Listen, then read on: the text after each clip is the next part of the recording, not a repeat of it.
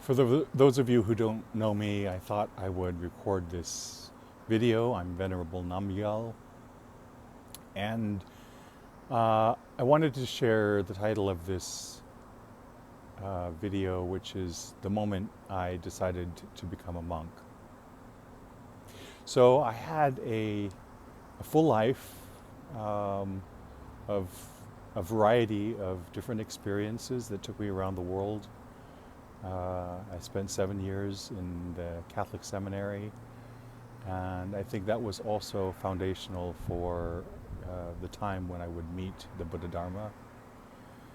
And then I spent 20 years as a orchestra conductor. I've conducted choirs and orchestras around the world, and I found that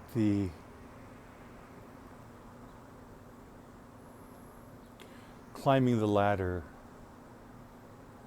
constantly and pursuing material wealth was literally making me ill.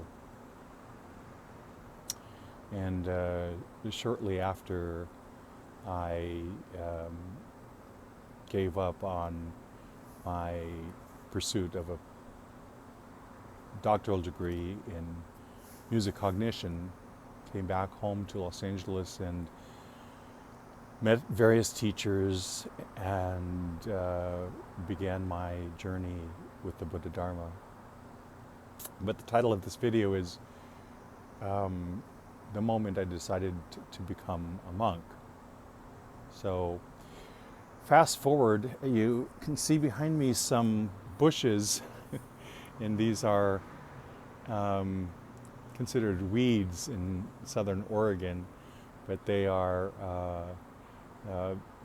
they started from a very small sapling stem that grew over the span of 7 years into this. I still haven't gotten any fruit from it, but people laughed at me when I said I wanted to take some home with me to remember my 100-day retreat in Oregon. And it was at that 100-day retreat where, if you've done any deep practice at all, I'm sure everybody who's watching this has had this experience. Your mind gets turned topsy-turvy. Everything inside your mind basically goes into a blender. But you sit down on the cushion like I'm sitting now, and you start again. And that practice was that retreat, I spent 108 days there, and that retreat was pretty intense, but I was able to make a very significant dent in my preliminary practices. And I'm very grateful to the people who were my supporters and benefactors in 2019. But the moment that I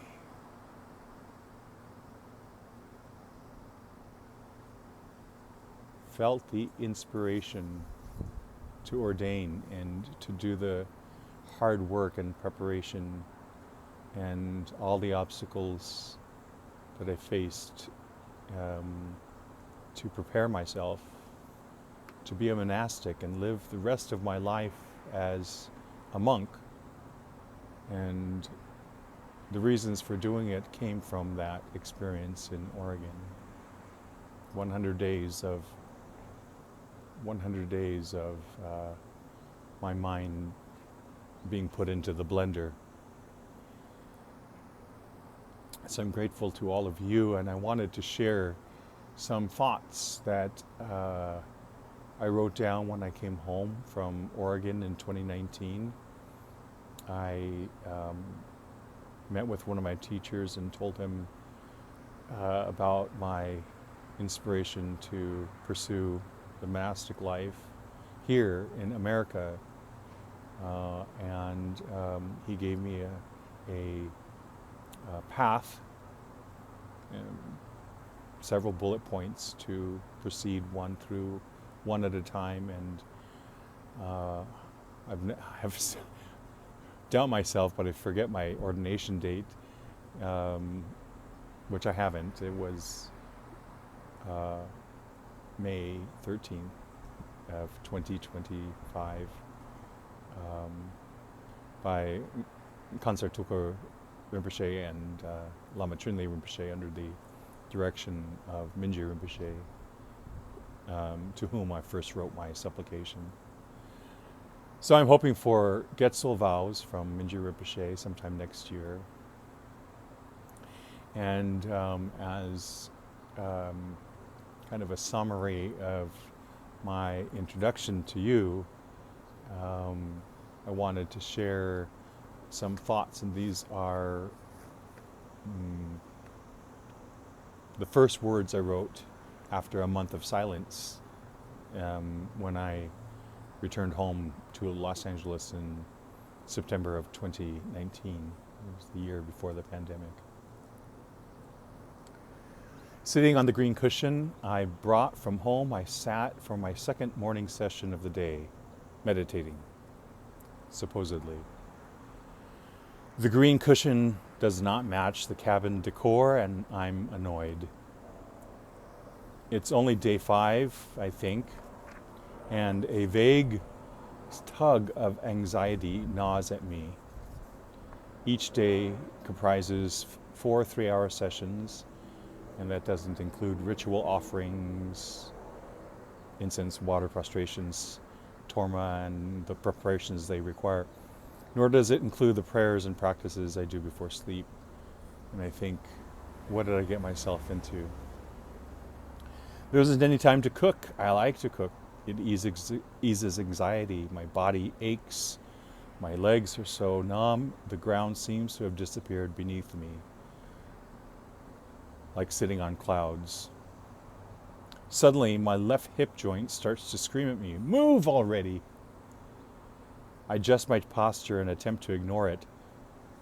Will I be hungry after this? So many thoughts pass through the sky of my mind just like clouds. I feel like I'm sitting on those clouds and everything is turning upside down. Critters are scuffling beneath the cabin. I'm not fond of anything that resembles rodents. Do I run? I'm already bored of lentils, ramen, peanuts, and even sampa, food that can be prepared quickly. I shouldn't be bored of this food. Great yogis spent years in isolation with so much less.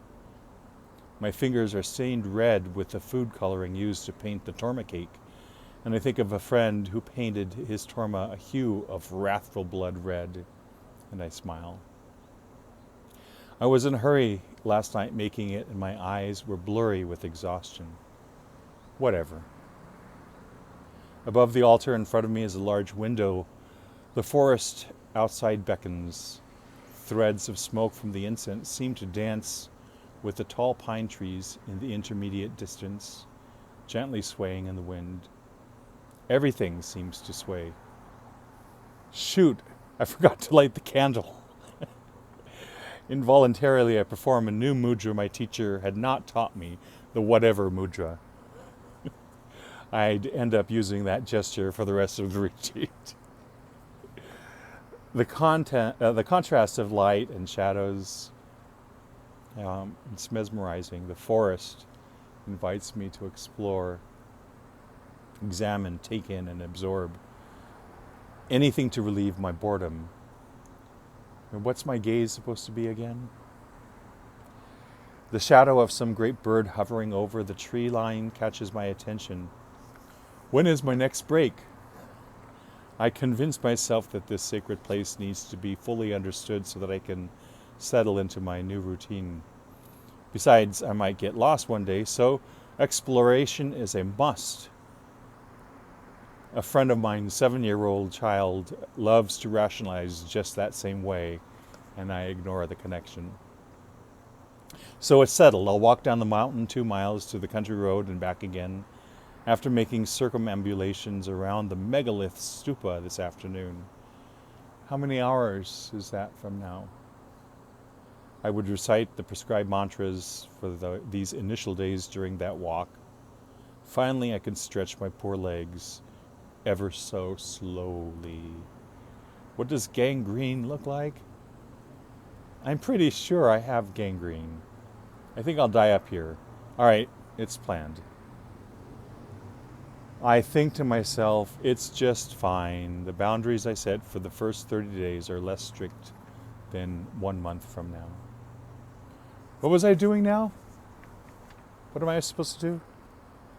Completely forgetting the vow of speech, which would be silence, that I took. I chuckle, I laugh, actually, out loud. I'm supposed to be meditating. Clearly my head wasn't party to taking that vow. I think of all the folks back home who helped to support me in so many ways to take this adventure, this sacred time of 108 days in this holy forest as the only barrier between me and whatever is going on outside. I tense up suddenly. Is that a squirrel making that noise outside? A rat? The forest emits numerous sounds that are odd, that I am not accustomed to hearing in the big city. I'm a big city boy at heart. It's in my blood and probably on the birth certificate that Dr. Anna filled out at Hollywood Community Hospital the day I was born. This baby will not enjoy at all the following sounds: squawks, squeaks, chirps, bellowing, galloping, scratching, rustling. And some of those come from rodents. I shudder. I didn't know then that 3.5 months later, I would be able to associate each sound with the creature that made it.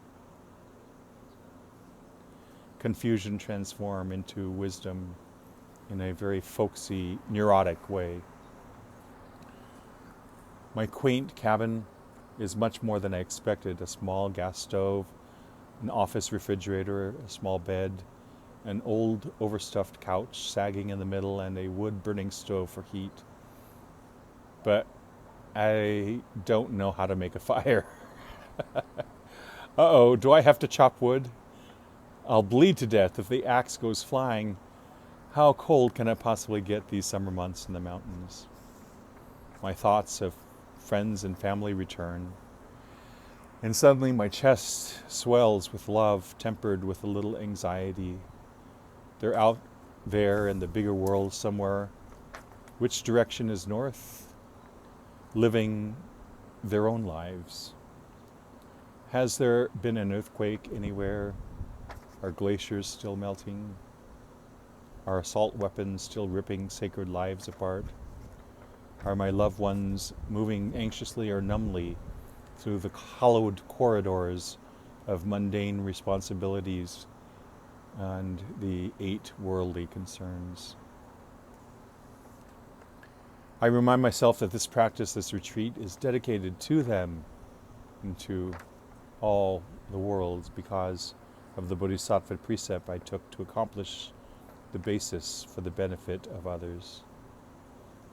At the end of every session, I chant ancient prayers dedicating any merit gained through this practice to be given away for others' welfare, to bring joy to this world so full of suffering, to help alleviate a little bit their own pain, and ultimately bring all beings to complete and perfect enlightenment. Full stop. A sharp jolt of pain from my left hip shoots out and rips through my upper body. I tense up, rigid, and my body begins to quiver and tremble. Almost against my will, I glance at my timer. 2 minutes left. And I think, 2 minutes to enlightenment. Or so I thought.